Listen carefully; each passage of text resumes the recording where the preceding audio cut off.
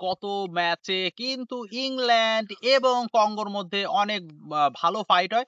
তো ১ম এ কঙ্গো কিন্তু 7 মিনিটে গোল দিয়ে কিন্তু ইংল্যান্ডকে এক কথায় চমকে দেয় এবং পরবর্তীতে কিন্তু আ ইংল্যান্ড হাফ টাইমে কিন্তু ১-০ গোলে হেরে থাকে এবং ২য় হাফে ইংল্যান্ড হ্যারি কেন কিন্তু কামব্যাক করে কিন্তু সমতায় আসে এবং ৮৪ মিনিটে কিন্তু দুর্দান্ত এক শটে হ্যারি কেন গোল দিয়ে ইংল্যান্ডকে ২-১ গোলে জিতিয়ে কিন্তু রাউন্ড অফ 16 এ নিয়ে আসে এবং হ্যারি কেন কিন্তু ইংল্যান্ডের ইতিহাসে বিশ্বকাপে সর্বোচ্চ গোল এবং এক ম্যাচেও সর্বোচ্চ ২ গোল দেওয়ার রেকর্ড কিন্তু একমাত্র হ্যারি কেনেরই আছে ইংল্যান্ডের।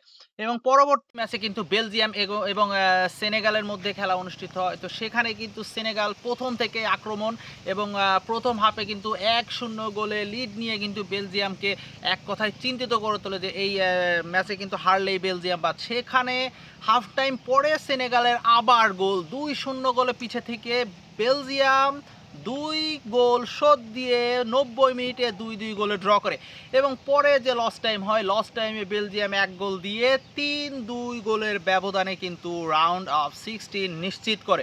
সো আজকেও কিন্তু অনেক খেলা আছে। সো পরবর্তী যে আপডেটগুলো আছে সেটা পাওয়ার জন্য আমাদের সঙ্গেই থাকবেন। ধন্যবাদ।